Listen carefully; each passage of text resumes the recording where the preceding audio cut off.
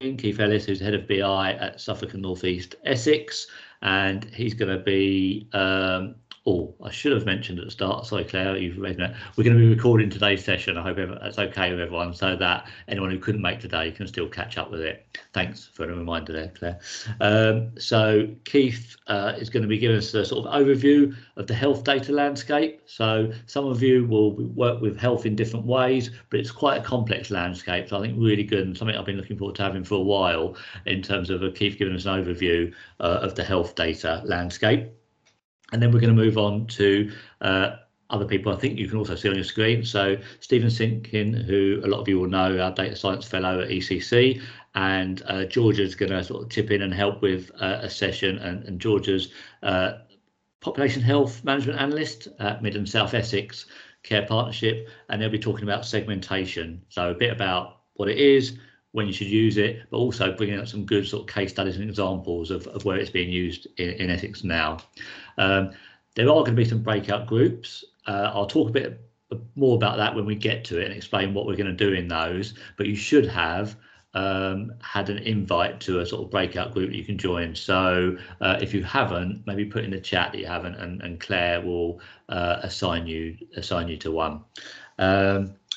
As our speakers, we'll have time for questions at the end of each sort of presentation, but again, as usual, if you've got any questions or comments as we go along, please put them in the chat and I'll monitor those, and then I can put them to our speakers at the end of their presentation. So without any further ado, I'm just going to pass it over to Keith, if that's all right. Keith, you want to share your screen and do our first presentation on health data. Thank you, Duncan. Good afternoon, everyone. I am just going to try and make my screen share now.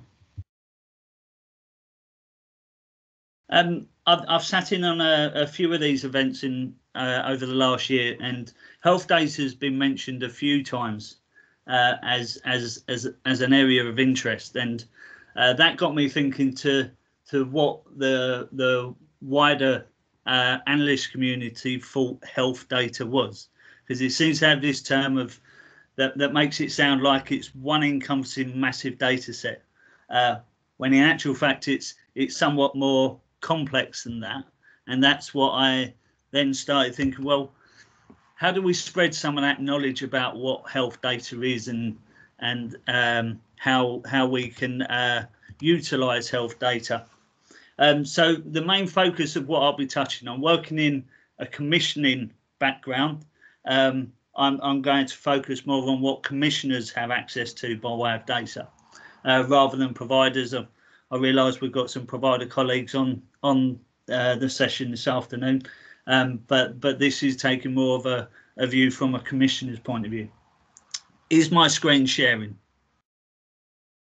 Good. Okay, so first of all, what is health data? So essentially, most of the data within health comes from patient health and adult social care records. And it's used to help us to improve individual care, speed up diagnosis, plan local services and research new treatments. Data in health is becoming more fundamental to the design, delivery and evaluation of services and patient care. And it's more about putting the patient at the centre of their care. Historically, the data was more fundamentally used for understanding our contracts and paying for services, rather than actually deriving insight and understanding what patient flows are and how we can better improve the services that we're providing to our patients. That is fundamentally shifting now towards how we can utilise data to gain insight about our populations.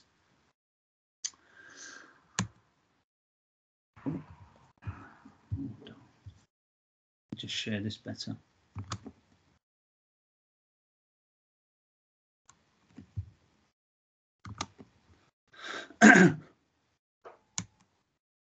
So what is the NHS? The NHS National Health Service provides healthcare services to more than 1 million patients every 36 hours.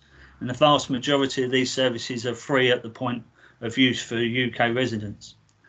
But the NHS is not one massive organisation. It's made up of a number of organisations working either by way of contract or collaboratively. and those all businesses come from either public or private sector.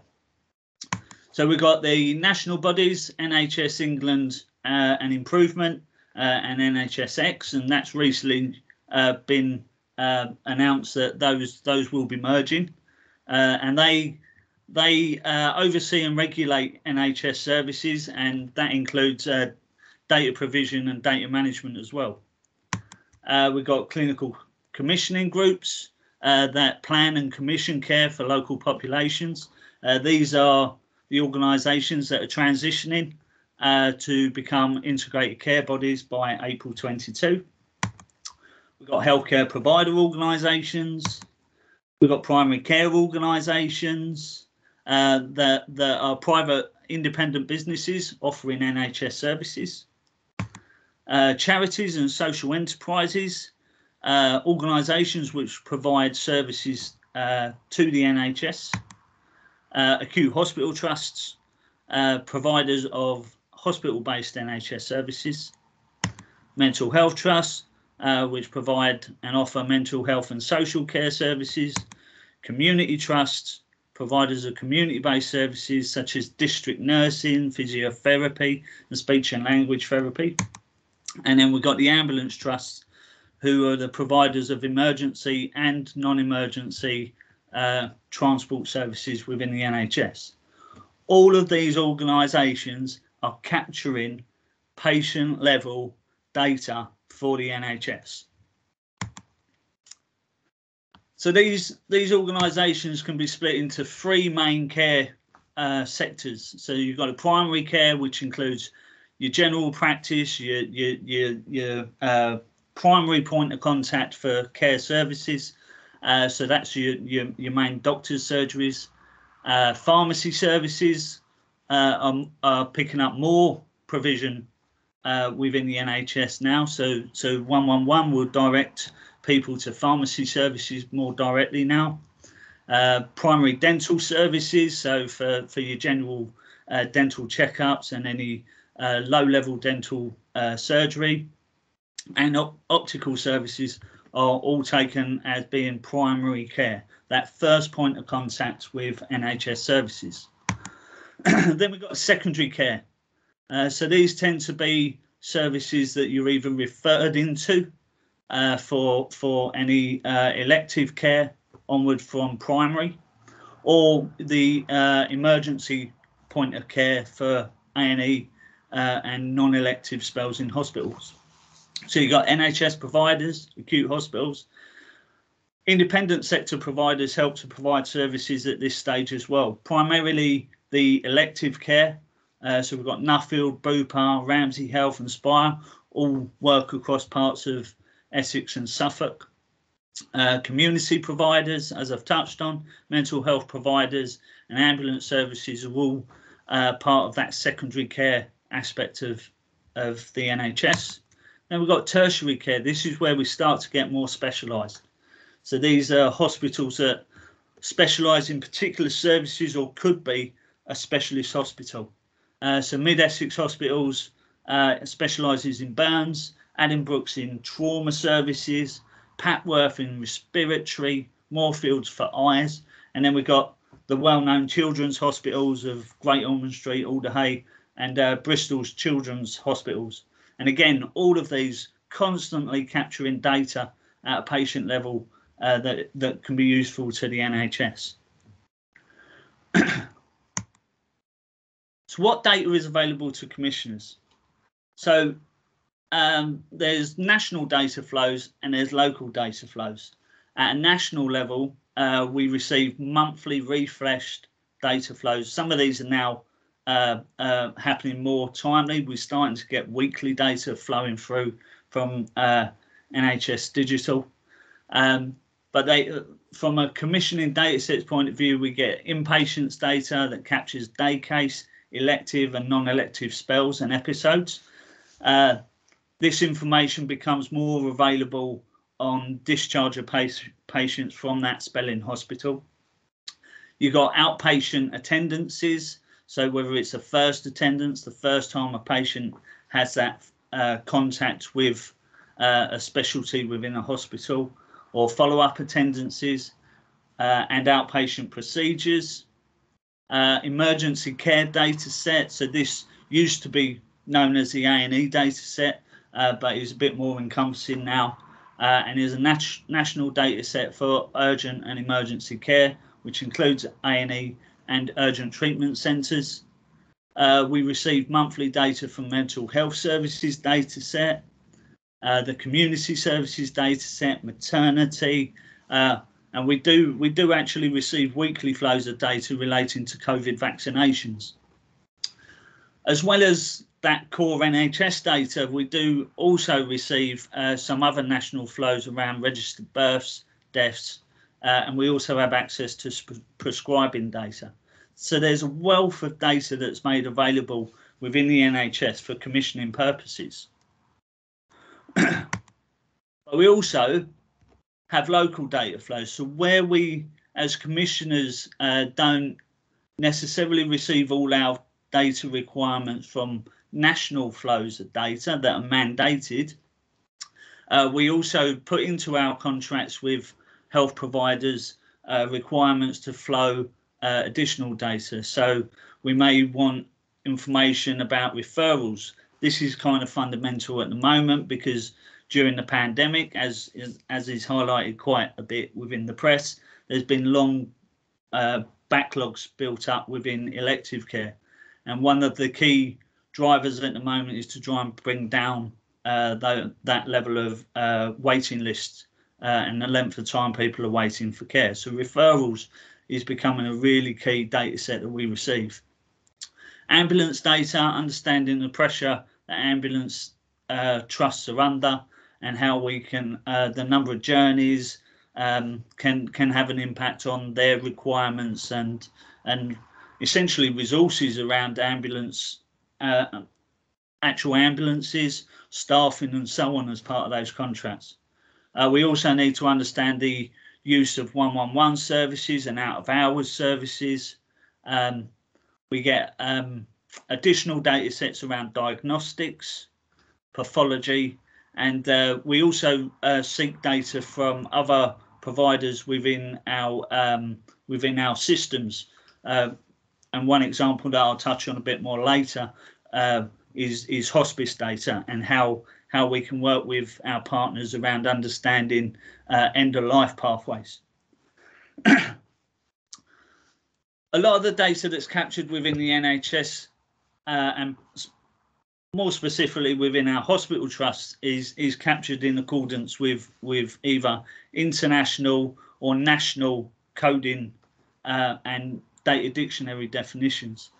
So diagnosis is largely coded based on the International Classification of Diseases. So this enables some standardisation of recording within the NHS. Then we've got OPCS, which is a classification of interventions and procedures. So if you're in for an operation, it'll be this coding that is utilised to actually identify that procedure that's been undertaken. SNOMED clinical terms is in growing use. So this is now being used in primary care data and in accident and emergencies. So again, we're getting standardised recording of data across the NHS in languages that's quite widely utilised and known. And as I mentioned, there's a national data model and dictionary that sets the records and standards, definitions of fields and recording of data within NHS systems that feeds through into those national data sets. So how does data flow in the NHS? So again, because of information governance restrictions, commissioners are not allowed to have data that is patient identifiable. So a lot of the data that flows has to flow in a very specific way to be able to be accessed by commissioners. So our providers either submit the national data flows as mandated or the local data flows through two slightly different routes. The national data flows go directly up to NHS Digital and are stored in a large data repository nationally, and local data flows flow via a national data landing portal. This can all be accessed by a data services for Commissioner's regional office.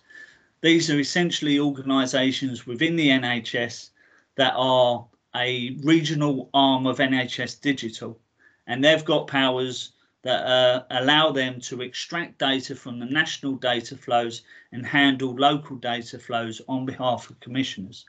They can take that patient identifiable data, take out all the bits of patient identifiable fields that as commissioners we're not allowed, and also take the NHS number and pseudonymise it with a replacement unique code. That data is then provided to local systems, either via a commissioning support unit, or in the case of Suffolk and North East Essex, we take that data directly into our own data warehouse.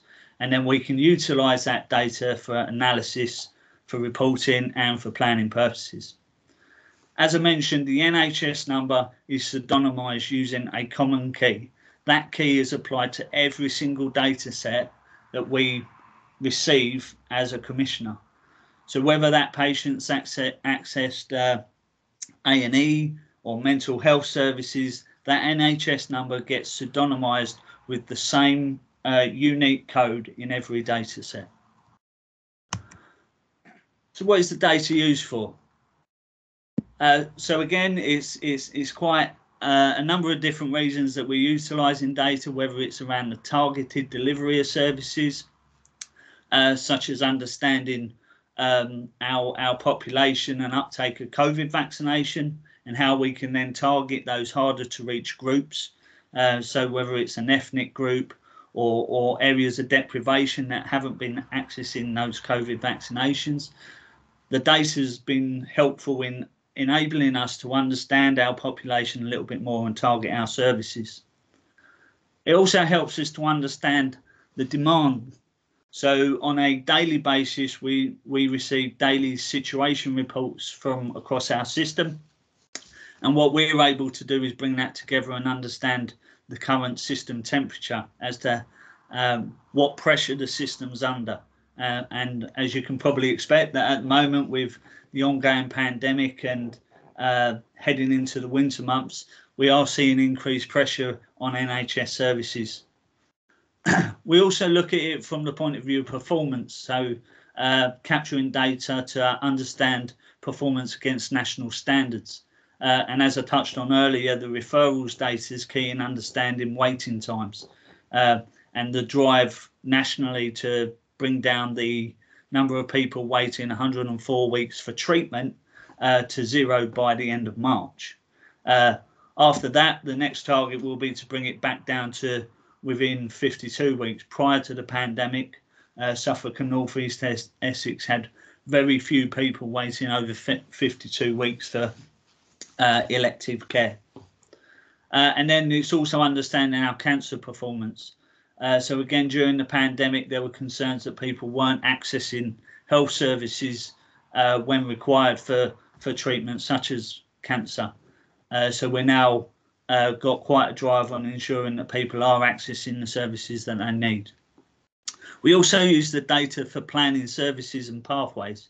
So the data gets cut in different ways to understand transformation projects, baselining the activity, projecting future activity, forecasting the impact of change and monitoring that impact, so that we can actually look at whether those service redesigns are actually delivering the expected outcomes in those services as planned. If not, then the question should be asked whether we continue with the provision in that way.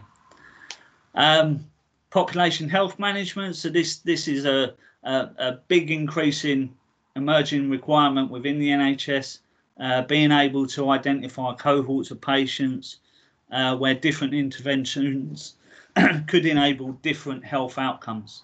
And there's been a programme of work over the last couple of years to increase and understand the use of linked data sets to the benefit of patients, and how primary care networks can utilise that data to drive through different interventions that hopefully improve the health of those individuals and potentially help them from having to go into hospital for any conditions. The data is also massively helping us with understanding the equality of access to services. So this is something, again, that's big on the agenda within the NHS going forward around trying to level up services so that it's accessible to all. And then, as I mentioned, the data has been used for payment for services historically. So where services are commissioned on a cost and volume basis, we had tariffs aligned to certain services, and that's how we would pay providers for that activity. Since the pandemic, this has become a declining process, primarily because as part of the pandemic, NHS and I scrapped the cost and volume process and went to a fixed price, essentially block contracts for those services. But there is talk about potentially returning to a form of tariff in the future. So there's a number of ways that data has and is being used within the NHS to benefit populations, but also to understand performance. These are just some examples of some of the reporting that we do in Suffolk and North East Essex. So this one's a daily report that looks at the A&E activity that's happening. We can see trends forecasting forward to see what the potential future state is. Obviously, with a increase in split of confidence in that as we move forward. Oh, these are coming up in the wrong order, so we can't see that one. Oh, they're all coming up in the wrong order. Apologies for that. I'll move on. Linking data for insight. So this, again, as part of that population health management approach. As I mentioned earlier within the presentation, that common pseudonymisation of the NHS number enables us to link data together. So where we are starting to receive more feeds of data from the different areas within the NHS, we are able to start linking that information together. So for population health management purposes, one of the key data sets that we need to feed into that is the primary care data. That's that first point of contact where people start to enter NHS services. And that data set that's captured within doctors' surgeries is key to identify the diagnosis and the complexity of some of the patients within our population. So that data set starts to sit in the middle of the requirement to be able to link this data. As I'm sure we'll come on to when we start discussing segmentation, that data enables us to slice our data in different ways to understand the complexity of our populations. So this diagram just shows how we can start linking data together because it's all patient level, it's all pseudonymized in the same way. We can actually link a vast amount of data together. Social care data at the moment is a developing area. So within Suffolk, we have actually been able to link in as part of our population health management phase 2 program that we're in at the moment. We have linked in social care data. That has primarily been because Suffolk County Council have been one of, I think it's 4 or 5 county councils that has piloted submitting data via NHS Digital. I believe the plan in Essex is to do their first submission of that data in July 2022. So adding that in will give us an even richer source of data to actually start looking at the impact and how our populations are utilising health services.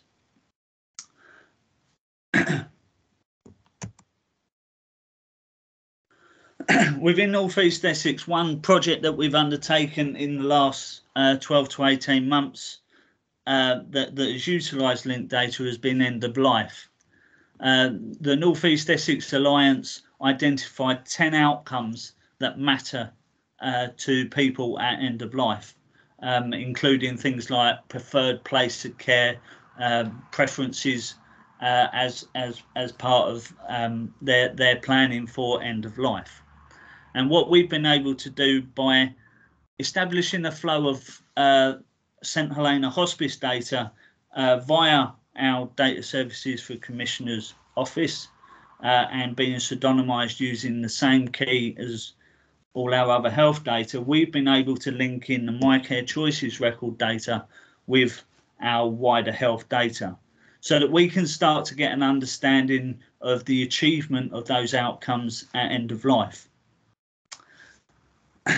We're then also able to cut that data by the conditions that people are suffering when they're at end of life, whether it's cancer, dementia, COPD, to see if there is differences in the achievement of those outcomes at end of life by those conditions.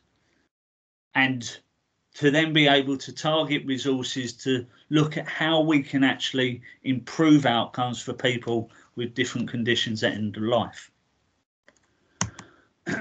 We can also cut that data by PCNs within North East Essex so that we can see whether those outcomes are achieved differently across primary care networks. And again, we can start working with those primary care networks to try and help improve those outcomes that matter to people at end of life. We also look at it by areas of deprivation. So that, again, just looking to ask the question of, well, are there differences? And if so, what are those differences and what can we do about it? So this information is fed into the end of life board within North East Essex and is clinically led. This was a collaborative piece of work that we did between the analysts and clinicians as part of end of life to be able to shape the views across this data. We're also looking to produce this data at a neighbourhood level going forwards and also include ethnicity as well so that we can start touching on some of those inequalities pieces as well. So population health management, I've touched on this a little bit already. This is just some information that I've taken out of the Suffolk and North East Essex population health management strategy that's due to be signed off. So population health management is about using linked data to provide new insight. But probably the key part is actually taking linked action to improve the social and physical and mental health outcomes and well-being of our people. It's been described as part of the population health management programs that have been undertaken in the NHS that the data aspect of population health management is only about 10% of the overall population health management process. The other 90% is more around this linked action and making a difference for our populations. PHM is not just about data and analysis. It requires that action. How to reduce the occurrence of ill health, deliver appropriate health and care services, improve the wider determinants of health and drive improvement in key priorities. The health and well-being are affected, as we know, by many factors, and those wider determinants of health such as employment, housing and education all have an impact on the health needs of our populations. And that's why more and more we're finding that we're having to link in with partners across Essex and Suffolk to try and get a better understanding of these wider determinants of health. Because it may be in the future that actually it's not about adjusting and making interventions from a health perspective, but actually making interventions around employment, housing and education that could have a beneficial impact on health requirements of our populations. Places and communities have an influence on our social relationships and community networks. Our own behaviours and lifestyles, if we take exercise, our diet and use of substances, all have an impact on health and well-being. And the quality and connectedness of our local health and care system and how it supports us when we are unwell or endeavouring to stay well, again, have an impact on our health and well-being. So these are just some benefits that can be delivered by population health management. So enabling people to have access to information, tools and support to stay well and prevent ill health. People benefiting from earlier diagnosis. People with long-term conditions being better supported to manage their conditions well and prevent complications. People with complex comorbidities benefiting from tailored individual support that meets their unique needs. Reduced demand for reactive care services. That means we can use our resources to provide better proactive care for more people. And this is something that's being looked at as part of the end of life board within North East Essex. So they've been given an allocation of budget to do some pump priming work to try and do some earlier interventions with the aim of reducing the number of admissions that happen in the last 90 days of life, because it is seen that within that last 90 days of life, admissions to hospital tend to be of no benefit to that individual at that stage. So if we can do some more preventative work up front of that, we can reduce the costs within the NHS. Not to take money away from our providers, but actually to reduce the growth that we would be giving them typically. And we can repurpose that money and continue to fund those services and interventions that have been put in upstream. We have the power to evaluate complex interventions across organisational boundaries, and it helps us to design effective interventions and tracking the progress made through these interventions against higher ambitions and key priorities for our ICSs, which are often multifactorial. This is just some examples of the segmentation that have been done as part of population health management. So by having that linked data, we can actually look at age bandings and complexity of conditions. And this can help us to look at where resources are being consumed within that population. Now, probably unsurprisingly, if we look at the higher complexity in older people, that's the area where we start to see the highest use of resources, and the pounds per person are quite significantly more. But sometimes it's at that stage that there's probably not a great deal that we can do about that, and it's probably more about us focusing in on those increasing complexities within other categories that we need to be starting to target and look at how and what interventions we can put in that mean that those people don't trigger over into those high complexity older individuals. This breakdown just breaks it down even further, just looking at populations, the physical health factors, mental health factors, and so on. So this has all been done as part of our population health management program, and focusing in on in this case the Clacton GP Alliance. So we can segment data in different ways to get better understandings of our population and how we might then be able to drill further down into the data to target cohorts. This one just starts to look at intersegmental drift. So using a Sankey diagram, it just shows shifting population between 1718 and 1819. As we can see in this one, it seems to fundamentally show that of the low complexity, there's very little shift. When we take out the low complexity that doesn't shift, we get quite a different view. And actually, we get a significant shift from low complexity to middle complexity.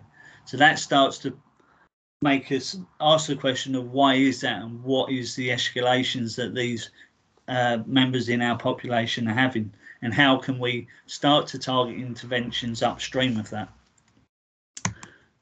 It also enables us to do some PCN comparisons so that we can start looking at doing some benchmarking within the NHS.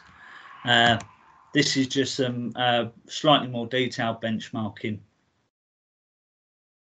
And this takes it down to actual GP practices as well. So drilling into a PCN to actually look at comparisons across that PCN. And again, in more detail. So within the health sector, data is starting to become more fundamentally required for a number of reasons. And the complexity of information that we have is really varied and quite rich and complex. But by using the data, we are enhancing our ability to gain insight from data. And that's really what I wanted to kind of cover and touch on today. So thank you. I'm happy to take some questions. Brilliant. Thanks so much, Steve. Just wait for people put their hands up. I'll just summarise what was in the chat. So I think some people, and me included, probably guilty of in the past just saying, oh, you know, health data. And I think your presentation really simply just showed how complex that landscape is, how many organisations we're talking about. I mean, we know some of that, but actually just seeing it all there, I didn't know some of it. So I think some of that people might be aware of, other bits they won't be. And I think we've seen stuff in there that we've all probably seen. I think we're actually more interested in finding out a bit more about that. So thanks very much. And there's a comment about how useful, and I agree with it, that flow diagram was, because again, it's been taught to us in the past, but actually seeing how it works and flows through the desk flow and onto that I've not seen it like that clearly put before. So again, thanks for that. We had a specific question from Nigel, and Nigel, come in if I haven't got this right, but he was asking if there was access to some of that data from people outside of the NHS, perhaps sort of health economists and researchers. Is there a portal where people can go and sort of get access to some of that data you've described? So not that I'm aware of at the moment. So this is kind of a developing area within the PHM world, really, in that what we are looking at is how we can establish a platform that's regularly refreshed data-wise to enable us to have access to that linked data on a regular basis. And as part of that process, and actually as part of the transition to ICSs, the information governance is being reviewed nationally, so that ICSs then have the ability to, I've forgotten the terminology that they call it, sub something or other, so that ICSs can enable partners within our systems to actually access that joined up data. Now, there are still requirements for those parties to actually hit certain levels of data security and protection. So there are requirements that partners hit the NHS requirements around security before they will be allowed to access that information. But that's absolutely the direction that we're heading in, that all partners within the health system who hopefully have got analysts at their disposal can come together, work collaboratively to actually get in and understand and work on different projects to utilise this data, hopefully bringing some wider data to the table as well to enable us to get those views of the wider determinants of health, rather than just the concentration on health data, which currently we're probably more fundamentally looking at. Yeah.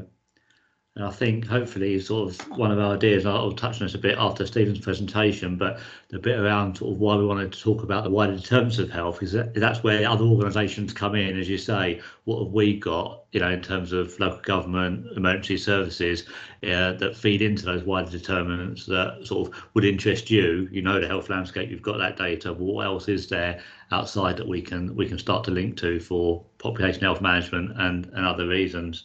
And it was interesting. I thought that you said that, am I right? I said Suffolk already sharing social care data because they went first, and Essex is going to start to be able to feed that in from July next year. I think that's what you said, wasn't it? Yeah, so Suffolk County Council did I think they did their first submission of the social care data back in the summer. And we've actually been able to utilise that to link in with health data as part of our Phase 2 PHM programme.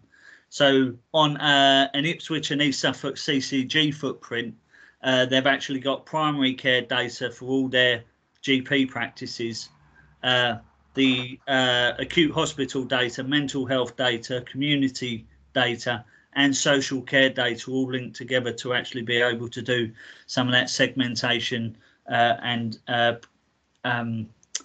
cohort selection that they're looking at the moment with their PCN. So they've really started to get to a really rich mix of data that they can actually start using for that PHM purpose now. Okay. I think I've exhausted stuff from the chat. Is there anyone who wanted to sort of raise their hand right now before we sort of move on to Stephen? Does anyone have any further questions for Keith? No, it looks like they've got away with it there, Keith. So I'd just like to, as I say, we'll bring you back in probably when we're summing up on the sort of when we've done the breakouts. But just thanks again, Keith. I think that was really clear, and I think if we can share the presentation later as well, help me in terms of describing what data it is, what process it currently goes for, and what you're trying to do. It probably gives us the whole picture of where we think actually we've got something to say there, or that'd be good for a conversation, which I guess this network is all about. Really, it's trying to sort of push people to thinking, okay, that's worth a conversation with that organisation, because we could link in with that, or I'm interested in finding out more. And I think that presentation did exactly that. So thank you very much, Keith. You mentioned segmentation, gave a bit of example of what you're doing there, which leads us nicely on to Stephen. If you're okay to share your screen, Steve, and take it away. Yeah, just coming up. Hopefully you should be able to see my screen now. Yeah. Apologies, I feel a little bit flustered because in my head I've just got a montage of flashbacks to all the times I've said kind of health data, and it's really bad. Because I know I've kind of used that term like in a colloquial sense so many times. I think deep down I did understand that it is more than just this one magic thing, but I had no idea the extent of the kind of vastness of that data which exists, and also the things that happen to it and all the processes it goes through. So some of those slides are really, really useful to have as almost a resource to see what we mean when idiots like me say health data. Yeah, I'm gonna jump ahead to our kind of segmentation and cluster analysis section, because this is an area I know a bit more about. So just as a kind of quick introduction, part of today's session is around segmentation. I'm just going to give a really kind of gentle introduction to what we mean when we say segmentation. I think we've seen a few examples already, so I'm going to keep things nice and simple, but also maybe try and find some opportunities for when segmentation analysis might come in useful in our day-to-day jobs, and things that it's good for. So things that it can tell you, things that it can't tell you, and just generally help people or direct people towards perhaps a few useful resources that can support people in their segmentation work. There's not going to be any kind of technical walkthrough, but we have kind of found some resources that we found useful when we've been doing kind of clustering exercises internally, and you may find useful as well. And I'm also pleased to have Georgia Dyer here from Mid and South Essex Public Health Team, who's going to talk through a real world example of a segmentation model and how it's being kind of applied in the real world. So by the end of the session, the aim is that everyone has a bit of a better understanding of what segmentation approaches could give them, and start kind of connecting perhaps to some business problems that exist in all your respective organisations. So I'm going to begin with like a textbook definition, which I borrowed from the Economic Times, and I've paraphrased a bit here. So it's a bit clumsy at the start by saying segmentation is dividing a population into segments, but I like the then part because it starts to give a bit of an indication on why should we segment, what's the purpose of it, and it's got kind of labels, given it labels here. Segments should be definable, accessible, and actionable. And we'll explore the purpose of segmentation a little bit later on in a bit more detail. But I figured I'd also give my own kind of plain English definition, which we see here is kind of grouping things like people or places or objects together based on shared properties.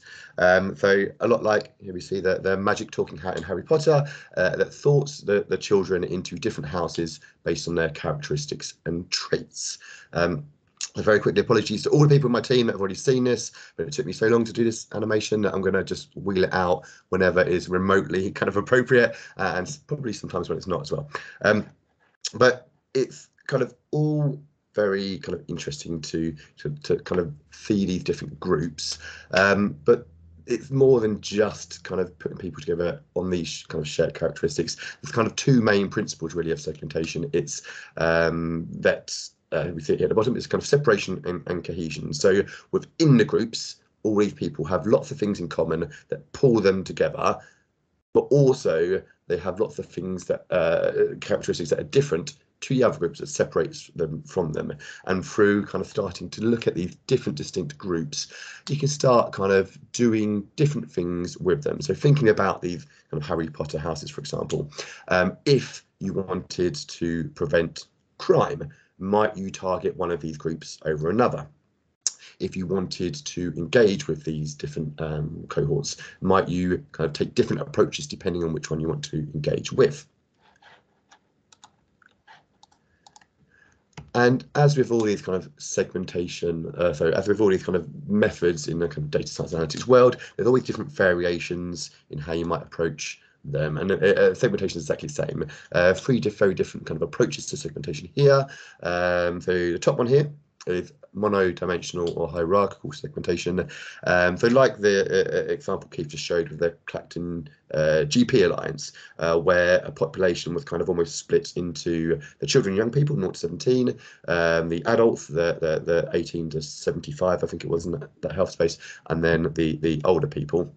We're very used to something very similar in Essex County Council, where we tend to kind of split people into kind of children, young people, working age adults, and then older people. Our older people is over 65, and it's kind of using that kind of judgmental approach to just carving up a population into specific cohorts that you might want to do something different with. I'm going to skip the middle one for a minute. I'm just jumping up to this bottom one, prescribed binning. So this starts to combine that kind of judgment with evidence and clinical or / expert opinion. Although the whole thing is still kind of designed by human. So the JCVI segment, so it's got an example here. That's the Joint Committee on Vaccination and Immunisation. So the example here is those vaccination priority groups that we'll all kind of fondly remember from earlier this year. They were kind of an example of prescribed binning, and we'll see some more later. And then this middle one starts to bring in kind of statistical approaches or data science approaches. It typically includes things that you may have heard of, like cluster analysis and decision trees. And we've got an example of each of these coming up. But before doing that, I thought it'd be good to cover why we would even do segmentation in the first place. And the primary goal is consistent across all these different approaches. The primary aim is to group data into discrete groups. So this might be, like on my example before, like kind of Gryffindor or Hufflepuff, or essential workers and non-essential, or at risk or not at risk. That's essentially what we're setting out to do. But if you're looking kind of things like textbooks, you'll see other reasons why kind of cluster analysis and segmentation is beneficial. Some of these will be kind of dimension reduction. So if you have this kind of big database of 1.8 million kind of cases, or 1.8 million people, and 1,000 variables, it's potentially unmanageable to do anything with. It is so unruly you might not even know where to start. So you might want to reduce those 1.8 million cases into half a dozen or so segments based on the similarities in those 1,000 variables. And this brings us nicely to market segmentation. So thinking about the people of Essex, the people of the county, we can't treat our 1.8 million people as the same entity and deliver the exact same thing to everyone. But neither can we kind of create these 1.8 million bespoke personalized packages of services tailored specifically to every single individual. It's just not feasible. So segmentation, often used in kind of market segmentation, helps us find this kind of optimized middle ground by segmenting the population or the market. And this also helps us to understand our customers and populations a bit better, what kind of different types of people access different types of services in different ways. And finally, anomaly detection. And this is about finding things that don't fit into any groups or can't be kind of pigeonholed. So not necessarily something specific to help with the kind of clustering or segmentation exercise, but it's almost a byproduct of doing these types of methods. So moving on to some kind of real world business questions or business problems that we've faced over the last few years, where kind of clustering and segmentation have been a potential option for us. Things like this: what different profiles of service users do we have, and how do they behave? And we might segment our service user populations in different ways. So in thinking about adult social care, we have kind of different primary care groups, which essentially are putting people into specific cohorts based on their primary need in the support that they require. We may wish to segment a population based on targeting a campaign towards a specific audience, perhaps where it would have the biggest return on investment or biggest impact. There's been some clustering exercises recently conducted by the team looking at things like accidental dwelling fires with the fire and rescue service, and that is kind of identifying perhaps households or areas that could be targeted for specific reasons. Or we may just be looking for what geographic areas have similar health needs. And all things like this help us to get an understanding of our population, and perhaps instead of kind of having this one-size-fits-all approach or trying to kind of target absolutely everyone, it's kind of focusing needs where it could potentially have the biggest impact. Just to finish off this kind of section for why bother in the first place, this is a slide I've stolen from kind of Public Health England session that was run on kind of segmentation. I quite like this because it gives a good summary of what you could do with your segmentation outputs, such as improving kind of service delivery, targeting interventions, and lots of different things that just, I guess, increasing the efficiency of service delivery and improving the outcomes of the people of the county.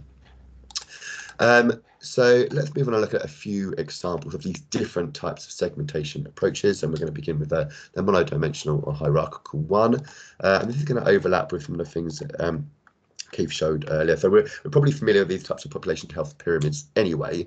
And I guess here, if we focus on the pyramid itself, the message here is that almost 5% of the population actually account for up to 50% of the cost of care. So at this stage, the characteristics of these segments are purely kind of descriptive. It's going to be they're about the people. Different people need 3 different segments, and these segments themselves, I believe, are kind of built through that kind of judgment, but it still serves that purpose of being able to understand which segments you might want to target for different things. Naturally, you might be drawn to this kind of 5%, or that top 5% that make up the kind of 50% of costs, but actually you can look to maybe target this medium risk group with more kind of preventative work, perhaps. A very simple application, but very potentially powerful segmentation tool to use. Again, I'm going to jump over that middle one and now pass over to George, who's going to talk through an example of the kind of prescribed binning segmentation models, where it starts to start pulling in this kind of evidence and expert opinion. So, George, I'll pass over to you and just let me know when you want to move forward. Perfect, thanks, Stephen. Hello, everyone. This is a great session. So yeah, this is the Mid and South Essex segmentation model that we've been developing, or we have now first iteration of developed. And as Stephen said previously, so this whole idea of having this tool is to group the population into these groups of broadly similar health characteristics.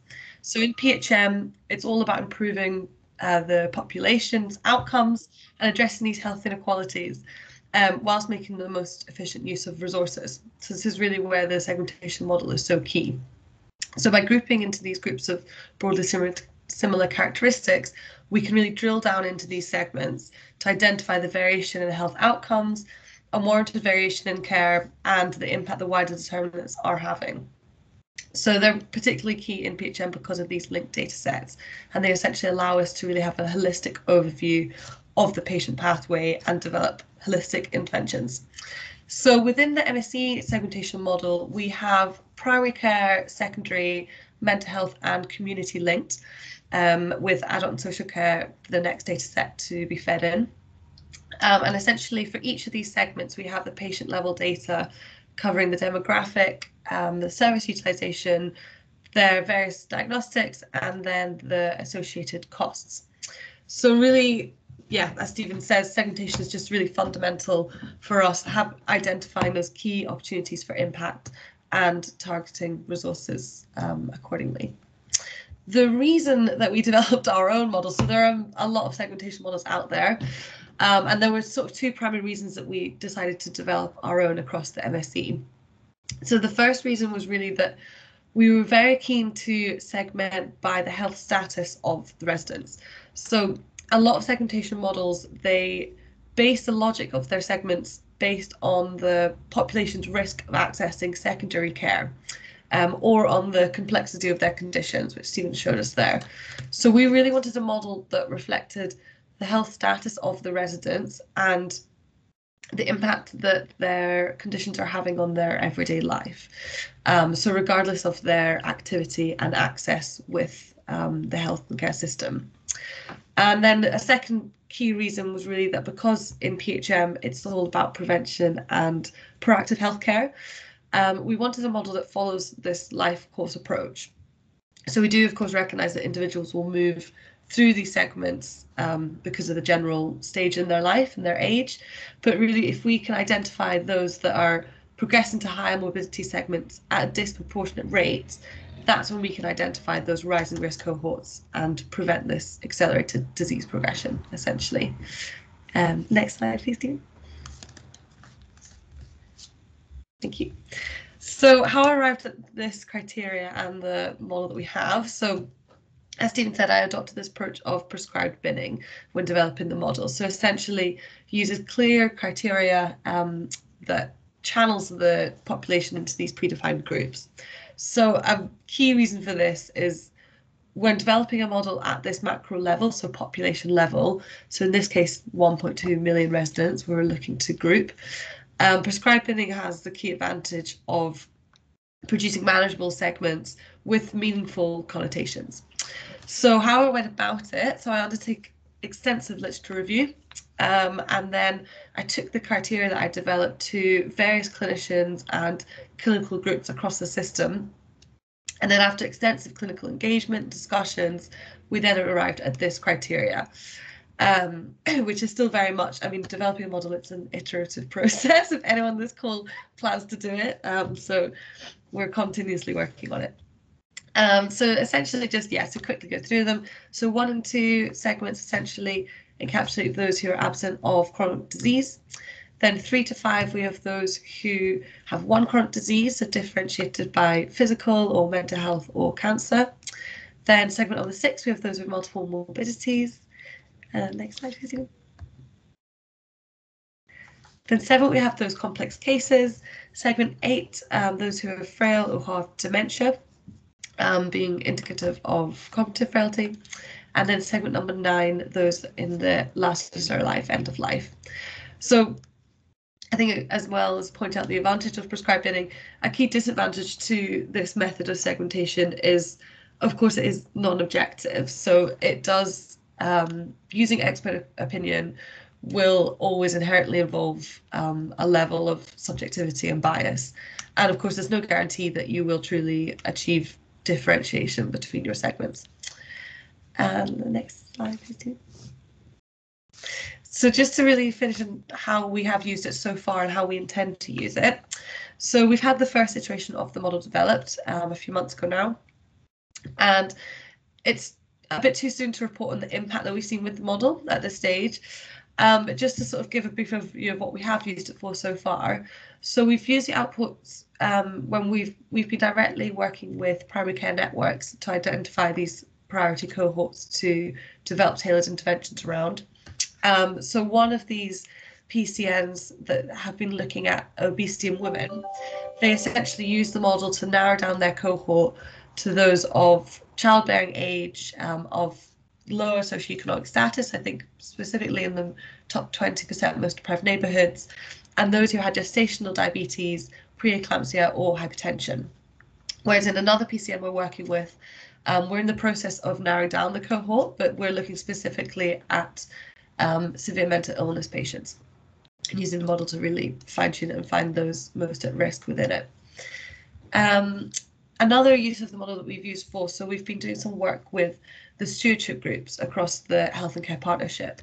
So these are essentially groups of multidisciplinary clinicians within one specialty. So that could be cardiology or cancer, that are essentially working to identify the system priorities with really the overall aim of streamlining the patient pathway and identifying where they can redirect resources where necessary, and essentially make the most efficient use of their resources at the system level.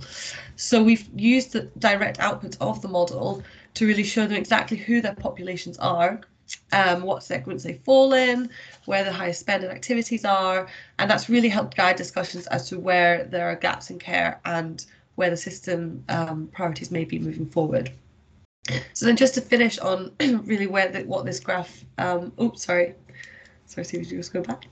Yeah, just what this is referring to. So moving forward, what we intend to use the model for is that intersegmental drift.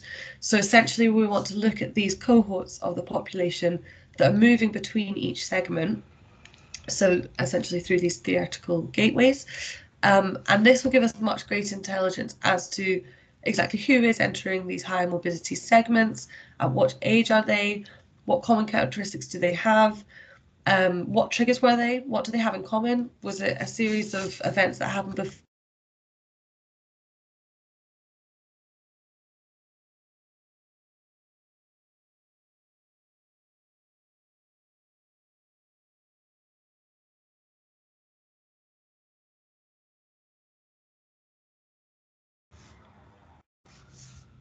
Sorry, I think I just lost connection on my last sentence. But really, we're aiming to use it to look at the intersegmental drift. And yeah, with really the ultimate aim of developing preventive interventions and understanding exactly when we should be implementing them. Thank you, Stephen. That's all from me. Terrible timing. No, thank you very much. I think it's with a few of the kind of internal classification exercises we've done recently, we've kind of looked at things as people belong to a group, and it's been kind of quite static. So I think what I really liked about that is you can almost see kind of people that there are pathways, I guess, escalating up through different segments, which I think is a good way of kind of looking at things, because people very rarely will have the same characteristics, same behaviour, same needs for their entire life. So it's good to see how those segments relate to one another. Just lastly, I'm going to cover this last little section, this middle section. Interestingly, I was looking up some research earlier about when would you use one of these methodologies over the other. It's largely going to be kind of dictated by what you want to do with it and what data you have available, kind of the aims and the kind of availability of kind of intelligence to you. And they're all, there's not one that's consistently kind of, I guess, better over the other. But what is consistent is through any way of kind of being able to focus and target resources towards people that are most going to be benefit from it, it's 100 times better than if you just took a kind of random or ad hoc or kind of non-strategic approach. I know it sounds obvious, but there's real value in being able to kind of know they are similar and how they're different from one another to just kind of improve those efficiencies and how things are done. So lastly, it's data-driven or statistical approaches. And unfortunately, I'm going to have to just very quickly go a little bit kind of technical and introduce the concept of kind of unsupervised machine learning. So here I've got cluster analysis. It's a form of exploratory analysis that tries to identify structure within a data set. And I think I'll give a very quick definition of kind of supervised versus unsupervised machine learning, then I'll go back to the kind of plain English. So I find the easiest way to understand unsupervised machine learning is to start with supervised machine learning. So in supervised machine learning, there are assumptions that one variable influences another. So in education, we know that school attendance impacts upon attainment. So any supervised models might point kind of attendance towards attainment and find the magnitude of this relationship. And you'll see as kind of there's an incremental increase in attendance, generally so does attainment. So unsupervised learning doesn't make any assumptions between these variables. There's no kind of dependent variable that you're pointing things towards. It's just looking for naturally occurring patterns within your data. So you might end up, using this education example, you might end up with several clusters, one being kind of high attendance and high attainment, one being low attendance and low attainment, and then also potentially those kind of annoying people that had low attendance but high attainment. And it's just looking for where there's natural patterns within your data sets. And cluster analysis is a form of unsupervised learning. If you are interested in a specific outcome or a specific variable, then actually you might be better looking at supervised machine learning approaches like regression, for example. Like in this example we have got here, the primary aim is to know who are the people at risk of escalating needs. That's something to be able to maybe point the rest of the data towards. But returning to kind of clustering or segmentation using kind of data and statistics. And what will it tell you? So this is a really great kind of textbook visual representation of clusters. And you can see here those kind of that separation and cohesion I mentioned earlier. All of these clusters are kind of nicely, tightly pulling together within them. But then also there is kind of clear distance and kind of white space between them all. So this is American states, and I think it's different. I believe it's different crime rates for different types of crime. When we circulate the presentation later, there's the link to where you can do a little exercise to make this, if you're interested. But this is that kind of perfect textbook example. But in reality, things don't quite fall that way, and it's often quite disappointing. When you do your cluster analysis, you get something looking like this at the end, which kind of feels initially by looking at it, where are the patterns here? But what the process does in kind of cluster analysis, it helps you find these discrete groups through kind of using mathematics essentially. So those differences aren't always kind of really drastic and in your face, but they will be there. And the output from your cluster analysis exercises will help you find these optimized groups and put people or places or objects into these very discrete different groups.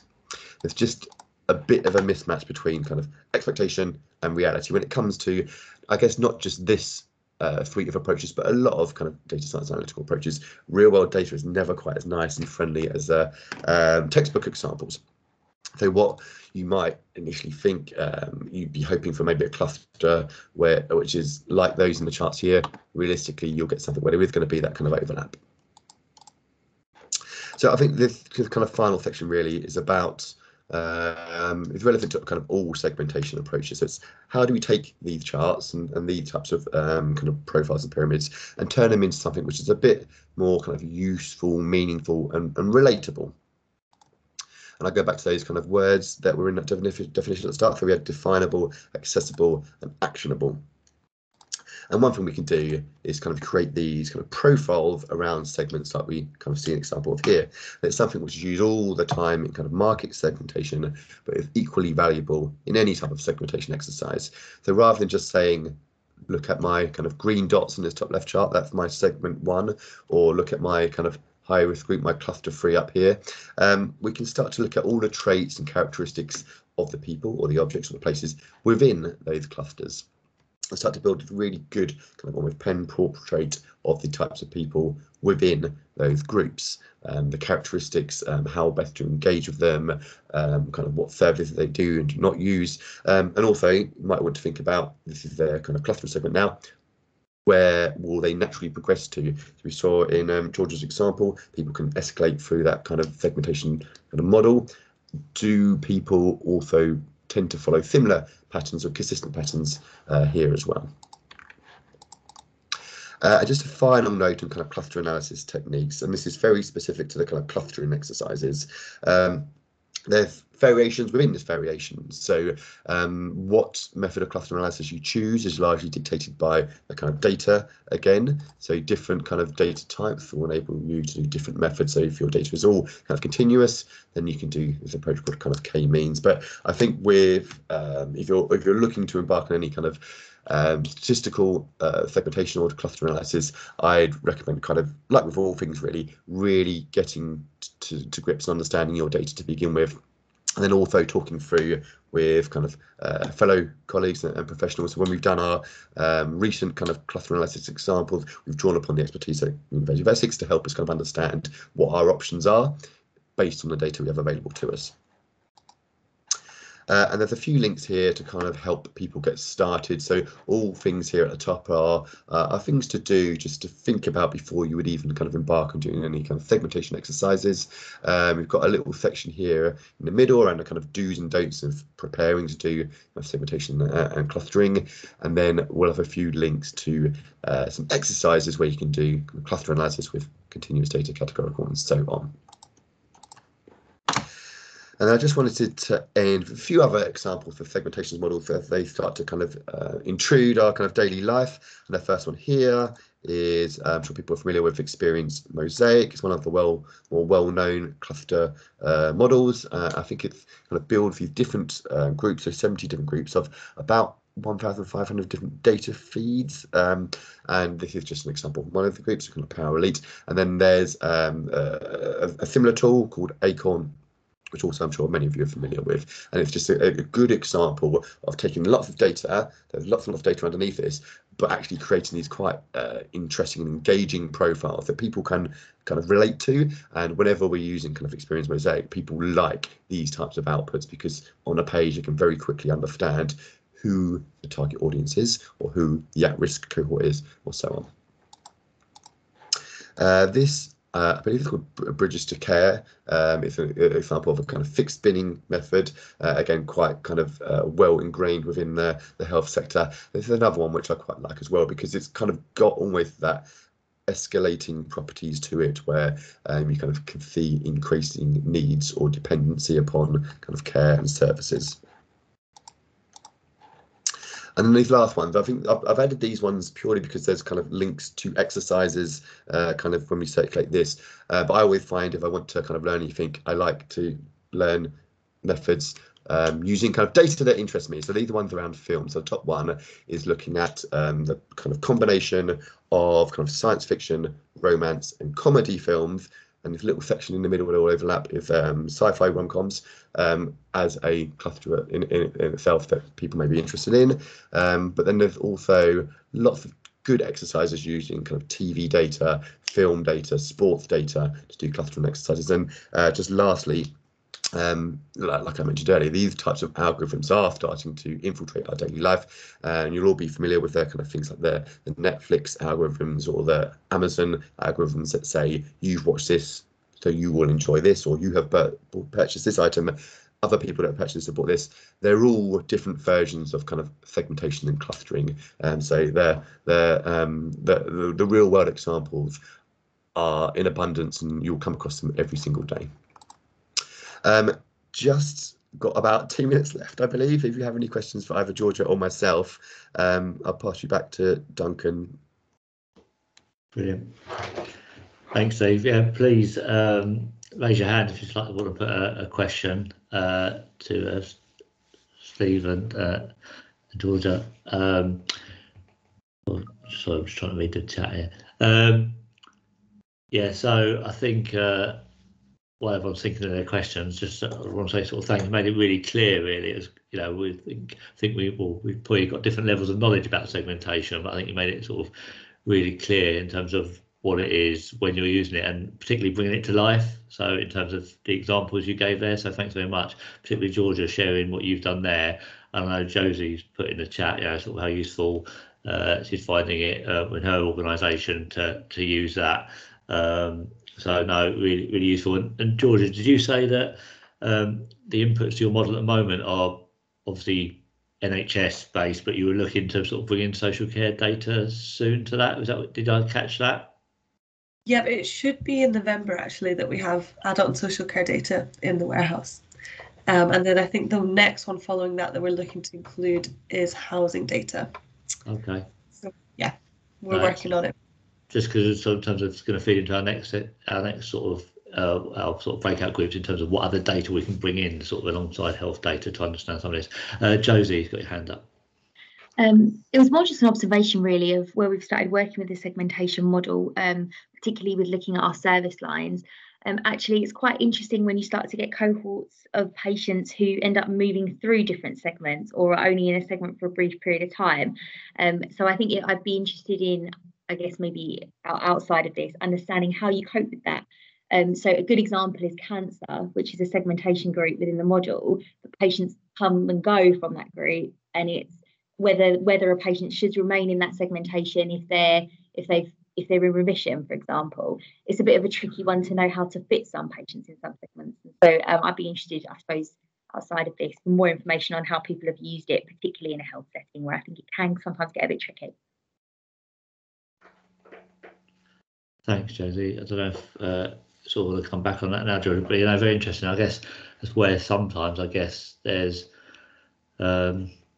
that clinical, that work that George did in terms of that engagement with sort of people, the clinicians, etc., to try and have some of those conversations about it. But very interesting question, and be good for one to explore outside of this. Thank you, Josie. Are there any other hands at the moment? No, you can keep writing in the chat, that's fine. So what I was just introduced now is we're 20 past, so I think if we could, I'll just explain what we're going to do, but I think if we could disappear off to our breakout groups, which you should have an invite for now, and perhaps spend sort of 25 minutes in there and then sort of come back, and obviously, if you want to do 20 minutes work and have a 2-minute break, we'll walk around, but if we could all come back at maybe 10:02, that'd be really useful just to sort of wrap up. So what we're going to do, if I just share my screen, is come on screen. So looking at the wider terms of health. So obviously we've heard a lot today about sort of the data that is within NHS and the different types of health data there is. But the reason we sort of wanted to sort of focus the breakout groups on the wider terms of health is it shows that actually we've all probably got data within our organisations that can tell part of that picture and help do the segmentation. So I've lost everyone now. So Steve, could you unmute yourself? Can you see my screen? Yes. Okay, so the way we've done this, we've split up your life, have one of 4 sort of topics to look at. And in terms of wider determinants of health, one of the models obviously that there is the sort of Robert Wood Johnson model, which looks at sort of split those wider determinants into healthy behaviours, social economic factors, clinical care and built environment. So what we've done is asked you to go into one of those groups, and here's an example that we did earlier on one of the sort of healthy behaviour ones around smoking. So the aim of a segmentation, why that would be important, is obviously we want to reduce harm from smoking, and we've put in an example of why would we segment, what would segmentation of our population help us with. And then we've got some examples of, okay, what data sets are available within all of our organisations that might help us do that. Some will be health data, but some very much will be data from other partners. So I think we're doing this for 2 reasons, really. One, it'd be really useful for ECTA to sort of collect that data that's out there that connects into the wider determinants of health so that we can sort of build up that picture and know which organisation's got what type of data. So that'd be really important for ECTA. But I think for individual organisations, so hopefully it will spark thoughts in, okay, I didn't know they had that, or that was available, or what level that data was at. So hopefully it's going to spark conversations that you can follow up with colleagues sort of across the network. I know Keith, for example, said, they know their health data, but actually as they move for population health management, what have other people got? What are those things they can bring into the model that's going to sort of help segment the population? So that's the idea. So if you don't mind, if you wouldn't mind, if you still haven't got a group, please put it in the chat, and Claire will help you out, assign you to a group. But if everyone's okay with that, if we all disappear.